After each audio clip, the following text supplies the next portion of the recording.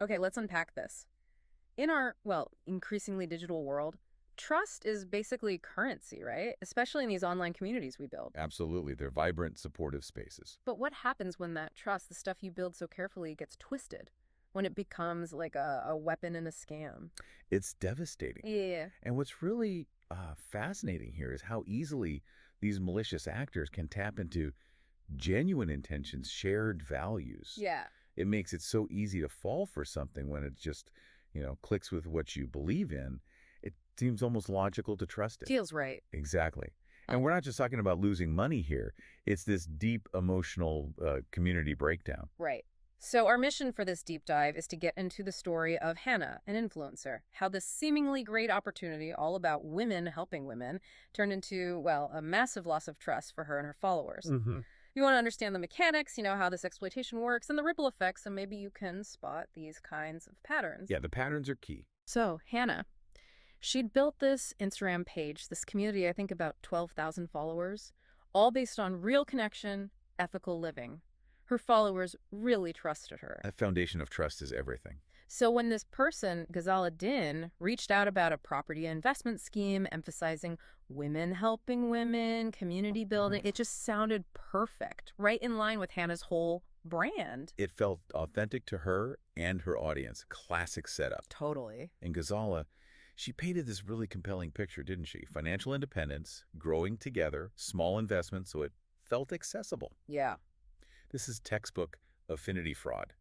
The scammer uses that existing trust within a group. In this case, Hannah's community focused on empowerment. So it wasn't just selling an investment. No, not at all. It was like selling an extension of their own values back to them, weaponizing that desire to lift each other up. She even had testimonials, spreadsheets, what we call false legitimacy, and social proof. Makes it hard to question. Incredibly hard, especially when it's wrapped up in such a, noble-sounding cause. And because it felt so right, Hannah went all in, promoted it hard to her audience. She really thought she was giving them something valuable, a path to financial freedom. Tragically, 3 of her followers invested. But why are these noble causes so effective for scams? How do they get past our usual, BS detectors? Well, it's smart psychology, really. They short-circuit your critical thinking. It doesn't feel like a scam. It feels like this special community thing. Right, exclusive. Exactly. And if the offer comes through someone you trust, like Hannah, your guard is already way down. You're not just putting money in. You feel like you're part of this shared vision. And questioning it feels wrong. Yeah, like you're betraying the group, betraying the values. The emotional buy-in is just incredibly powerful. So, predictably, all 3 followers got scammed. The moment Hannah saw the website was down, Ghazala Din vanished. Boom. The whole trust thing just collapsed. And it wasn't an accident. Investigators found out Ghazala Din wasn't even her real name. Oh. Classic catfishing. Apparently, she'd run similar scams before, different names, specifically targeting women's groups, influencers focused on empowerment. It's a deliberate playbook. Designed to exploit the community's strengths. Precisely. It really shows the dark side of online trust.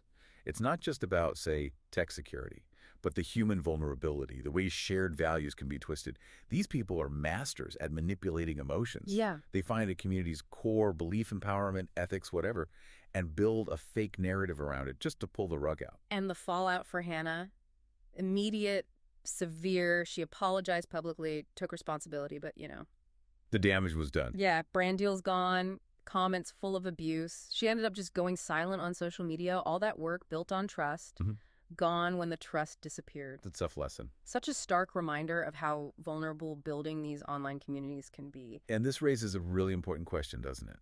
About the true cost. It's not just the money lost, which is awful enough. Yeah. It's the reputation damage, the emotional weight on people like Hannah who were used unknowingly. What happens when that foundation, that trust, just crumbles? It really forces you to think about vigilance. So what does this all mean for us listening? I think this story just hammers home how fast an influencer's hard work can unravel.